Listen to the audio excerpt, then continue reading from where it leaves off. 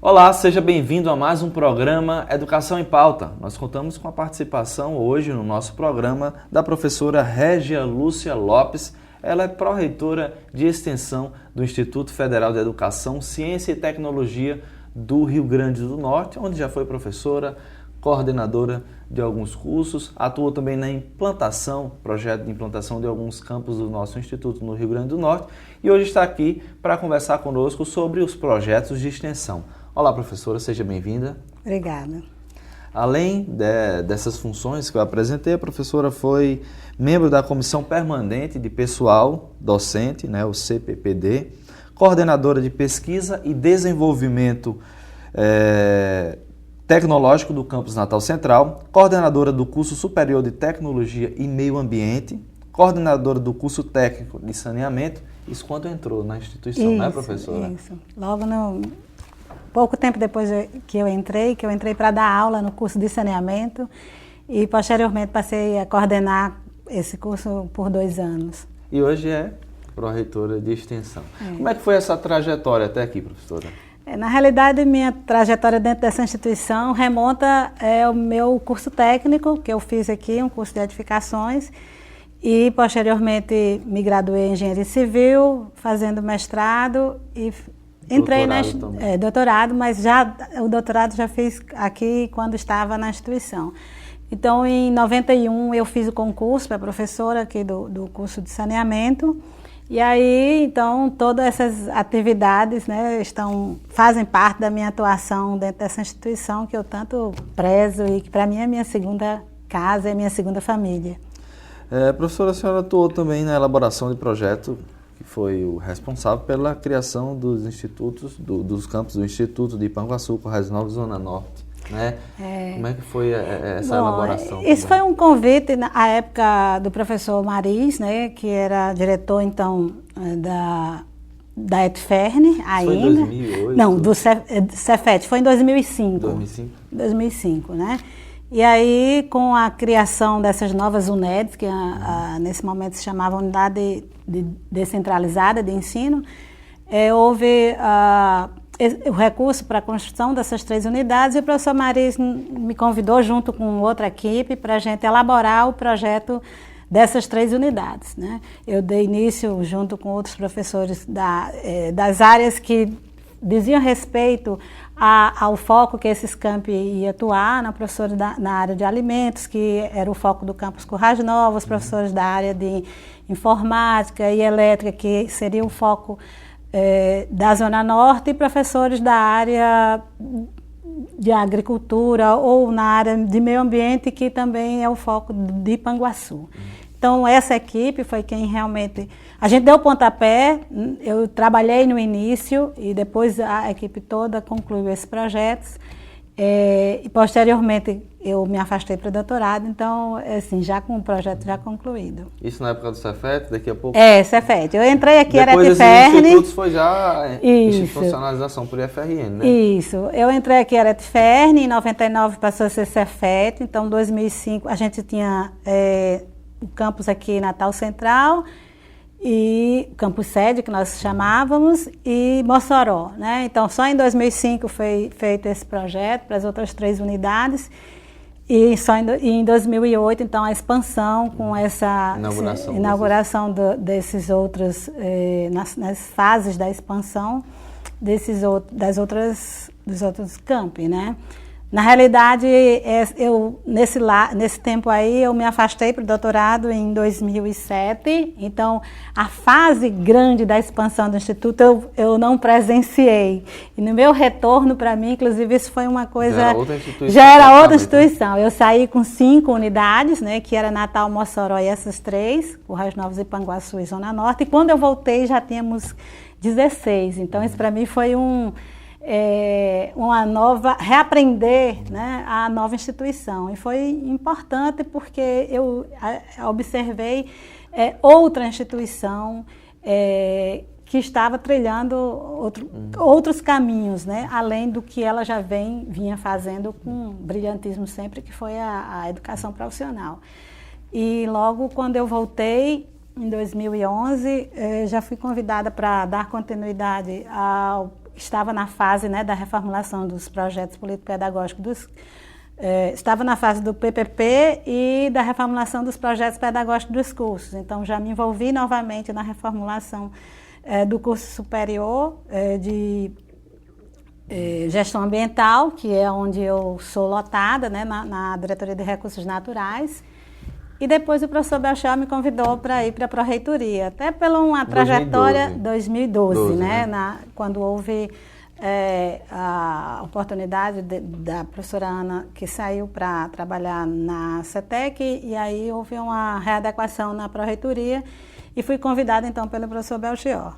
Até assim, por essa trajetória de ter trabalhado em vários projetos, nós, no curso de saneamento, nós fomos pioneiros nessas atividades externas, né, da instituição, que a gente não chamava extensão, porque a gente não existia essa palavra na ETFERN, então, né, extensão era uma coisa das universidades, mas nós sempre trabalhamos nessa perspectiva, né, de trabalhar com projetos que iam para a comunidade. Né? Eu me lembro bem de 2 projetos que tiveram bastante repercussão, que foram os projetos na cidade de Pedra Preta, né, que nós tínhamos um grupo de professores no saneamento que trabalhava com as questões de água, de esgoto, de lixo, né, de melhoria do controle sanitário, e aí nós fizemos um trabalho com alunos nesse município. E esse trabalho foi muito bem aceito, algumas mudanças, né, à época no município, né, foram vistas. E uma ONG, então, a Associação de Apoio à Comunidade do Campo, nos convidou, então, para trabalhar em São Miguel do Gostoso. Também fizemos esse mesmo trabalho, a gente fazia um planejamento dentro das disciplinas que compunham o curso, né? E aí, é o que a gente chama do projeto integrador, que a gente não tinha esse nome, mas antes nós fazíamos isso. Então, o grupo de professores planejava esse projeto e durante o semestre a gente trabalhou nesse município. Também foi um projeto bastante que teve bastante visibilidade, né? Ao final do projeto a gente tinha os projetos da cidade que precisavam melhorias e com isso as prefeituras, né, já tinham algum subsídio para ir buscar recursos para a solução dos problemas que eram identificados por nós e que a gente colocávamos as propostas. Então, assim, sempre trabalhei nessa perspectiva do sair da instituição, de levar o conhecimento que a gente produz em benefício da comunidade. E aí eu acho que foi em função disso também em 2000. No ano 2000, a época era o professor Getúlio, o diretor, né? E ele me convidou para ser coordenadora de pesquisa e desenvolvimento tecnológico. E aí também já foi outra experiência de vida, que foi buscar recursos externos, né, para a instituição, que aí começava a questão da pesquisa. Tem um pouco dessa questão também, né? Porque existem projetos que são financiados e outros que não são financiados. Bom, como é que funciona essa questão dos projetos de extensão? Inicialmente, como é que ele nasce? Bom, na realidade, a gente passou a ter institucionalizado a extensão em 2008 com a criação do Instituto, né? Então, a gente tem as pró-reitorias, foi criada as pró-reitorias, e a extensão ela foi institucionalizada. Nesse tempo, então, a gente já tem recursos alocados no orçamento para investir em projetos. E sempre os projetos que utilizam os recursos institucionais, eles são contemplados a partir de um edital, né, que selecionam esses projetos para serem executados durante o ano letivo. A gente busca sempre que o projeto ele nasça de uma demanda da comunidade, né? É interesse nosso da instituição que os projetos de extensão atendam, né, as demandas da comunidade de desenvolvimento local, alguma problemática tecnológica que ela precise resolver, uma problemática social também. Então, a ideia é que os projetos eles nasçam de uma demanda, né? E aí, anualmente, nós fazemos esse edital, nós publicamos o edital, que agora está aberto, né, para o ano de 2015, e selecionamos dentro da questão dos recursos nossos, os projetos que são financiados ou fomentados pela instituição, né, pela Pró-Reitoria, com o apoio dos campi, porque eles são executados lá nos campi, né? Então a gente precisa ter esse apoio. A Pró-Reitoria, ela é sistêmica, então ela dá as diretrizes de como os projetos devem ser executados, mas eles são executados lá nos campi pelos professores, pelos técnicos, em conjunto com alunos. Importantíssimo ter alunos. Tem uma avaliação do defeito desses projetos de extensão, tendo em vista, como a senhora já bem falou, na especificidade de cada campus, o eixo tecnológico, a característica alimentícia de uma, de informática, serviços, por exemplo, como a Cidade Alta, que tem projetos interessantíssimos de extensão. Como é que funciona, para a gente poder entrar especificamente em vários desses projetos, essa questão? Porque a Pró-Reitoria Sistêmico está na reitoria e tem um braço em cada campus, não é isso? Isso. Cada campus ele tem um coordenador de extensão. Aqui no Campus Central a gente tem um diretor de extensão, né? A estrutura é outra, mas esses são os interlocutores da extensão nos campos. Então, esses coordenadores, eles atuam no gerenciamento da execução desses projetos. O campus, cada campus tem um foco tecnológico, mas os projetos eles podem abranger várias áreas temáticas, né? A extensão, como foi definida por lei, né? A gente tem a lei da extensão universitária, ela tem oito áreas temáticas. Então, agora, a partir de 2013, nós estamos trabalhando com os editais, direcionando para as ações com essas áreas temáticas, que são as áreas de comunicação, de cultura, direitos humanos e justiça, meio ambiente, educação, né, trabalho e tecnologia, trabalho e produção, né, saúde. E saúde. Né? Então, assim, a gente abre, no edital, a gente coloca como premissa essas áreas temáticas que devem ser enfocadas. E dentro dessas áreas temáticas ainda tem as sub-áreas, né, que é uma tendência de que a gente procure atender políticas públicas, né, com essas áreas temáticas. A extensão ela é aquele elo entre o conhecimento, né, a produção de conhecimento e esse conhecimento e a prática sendo levado para a comunidade. Os alunos eles podem participar, a gente falou da questão do edital, aberto edital. O aluno, o funcionário ou só o professor que pode se inscrever? Como é que funciona isso? O edital é para submissão de projetos por servidores, tanto professores quanto técnicos administrativos. É claro que eles têm que ter formação na área do projeto em que ele quer submeter. E todo o projeto, a gente faz uma parceria com a Diretoria de Assuntos Estudantis, os nossos bolsistas dos projetos. Cada projeto ele contempla 2 bolsistas, que são agregados ao projeto por meio da seleção, quando esse projeto ele é aprovado, então há a seleção dos bolsistas para trabalhar nele. A gente não trabalha com, digamos assim, projetos autônomos do aluno, que pode até trabalhar, desde que ele vá ter um professor que oriente.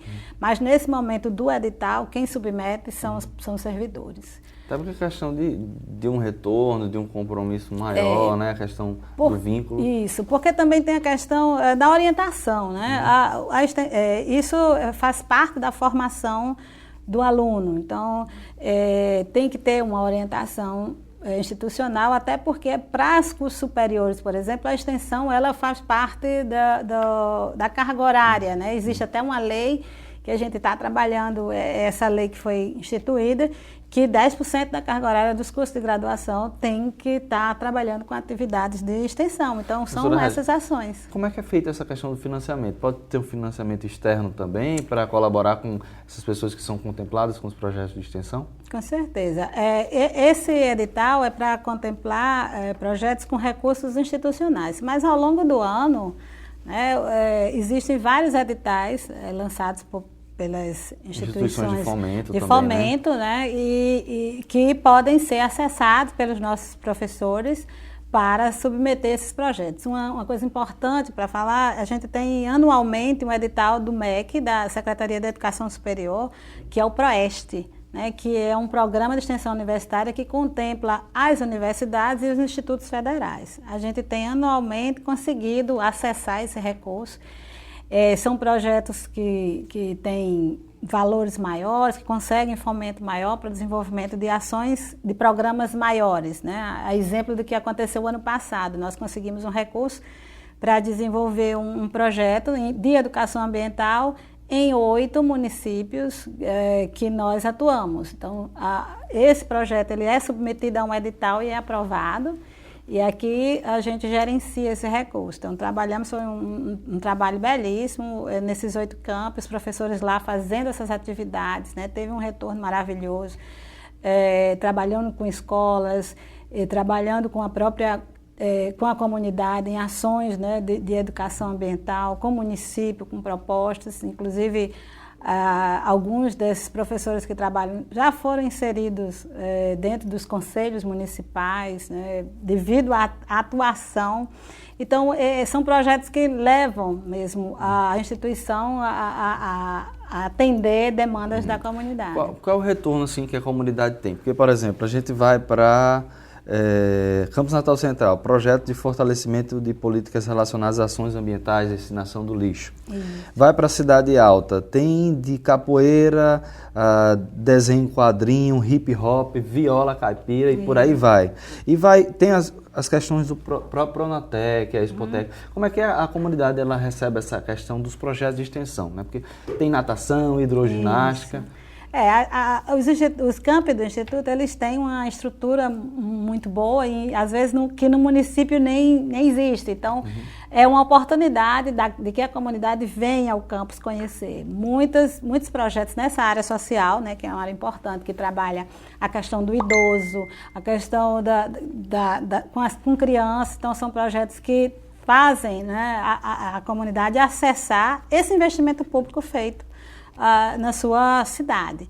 Então, são projetos que geralmente de cursos ou de interação mesmo do Instituto com essa comunidade. O Campus Cidade Alta é um exemplo maravilhoso, né? Ele trabalha com várias ações e atende bastante aquela comunidade ali do seu entorno, que é uma comunidade carente, né? Que precisa de ações que cheguem àquela comunidade. Então, temos o coral infantil belíssimo, que são crianças que estão lá fazendo atuando nesse coral, né? Tem um projeto muito bonito, o projeto Casa Amarela, que é um projeto que trabalha com dependentes químicos. Então, o retorno que isso é em parceria com a Secretaria Municipal de Saúde, né? Aqui no Campo Central a gente tem o tradicional, o projeto Fraldinha, o projeto da terceira idade, que já vem... do futebol, né? E já vem há muito tempo sendo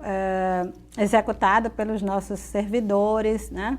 Então, são projetos que a gente busca na seleção desses projetos que tenha efetividade, né? Que a gente dê retorno. E também tem aqueles projetos com um foco mais tecnológico, né? Eu lembro bem tem tecnológico com viés, digamos assim, que vem atender uma demanda. A gente tem um projeto aqui no Campo Central, em São Gonçalo, que são projetos muito bonitos. Aqui é o escritório de prática profissional, onde alunos do curso de edificações, né, orientados pelos professores, eles atendem demandas da comunidade para, por exemplo, legalização de uma casa, de uma residência. Então, eles vão fazer o projeto. Pessoas que não tinham, carentes, que não têm condições de pagar um arquiteto, né, um engenheiro. Então, os meninos, eles já estão aqui. Isso é muito importante para a formação profissional, porque o aluno ele está aprendendo ao longo do projeto de extensão e, ao mesmo tempo, está dando respostas, né, para a sociedade. São Gonçalo fez um projeto ano passado também em parceria com a prefeitura. Então, os meninos do curso de edificações, eles iam a comunidades carentes, identificar, por exemplo, as questões da ligações de energia, como é que se fazia naquela comunidade. Então, identificaram vários problemas que poderiam ocasionar acidentes, né? E esse projeto, eles fizeram essa identificação e, a partir daquilo, passa para a prefeitura as necessidades que essa comunidade... Criando um hábito, né? Porque se o ensino, se a instituição como toda faz parte do ensino, a pesquisa e a extensão, parece que a extensão já criou um hábito na comunidade que eles já sabem. O IFRN vai ser instalado. Isso, no meu município vai ter algum tipo de contribuição para não só a formação dos alunos que vão cursar, não é isso? E esse é o nosso grande objetivo, é fazer essa indissociabilidade entre o ensino, a pesquisa e a extensão. Pegar o nosso saber e levar para a comunidade. Retornar com esse saber para a nossa oxigenação aqui. É um jogo de mão dupla, né? Tem algum número mínimo ou máximo apenas quantitativo de um campus pode ter, em função do número de cursos que ele oferta, a comunidade? A gente está trabalhando nessa readequação desse número de projetos. Quando eu entrei na Pró-Reitoria, existia um número fixo que foi feito em função, à época, né, do porte do campus, que ele vinha sendo dentro da expansão.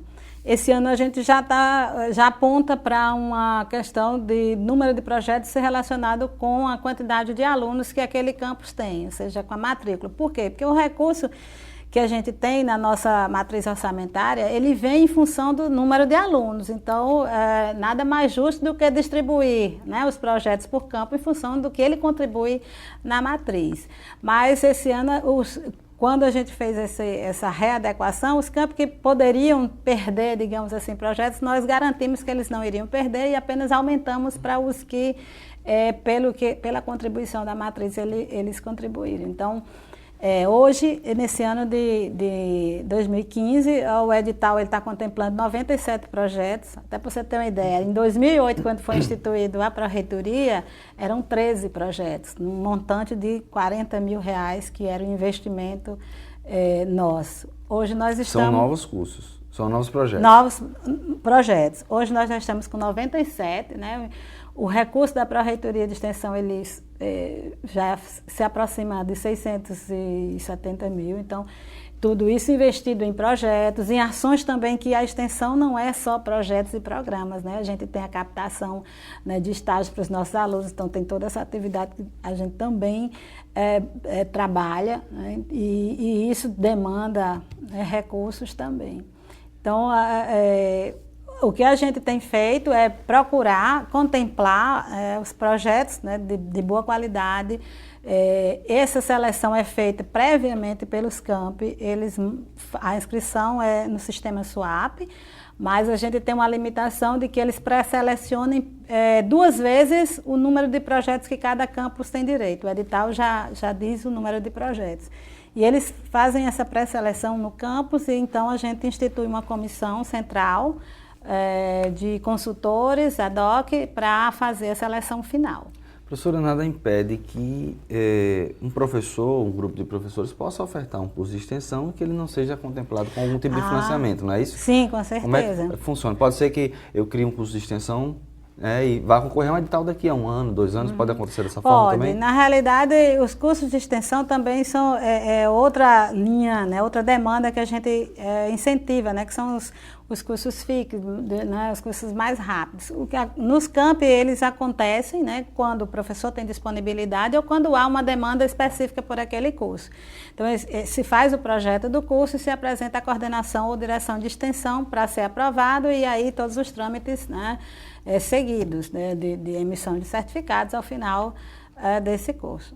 Então, cursos de extensão são cursos voltados para demandas específicas ou para atender, contemplar a carga horária de professores que podem contemplar carga horária para extensão.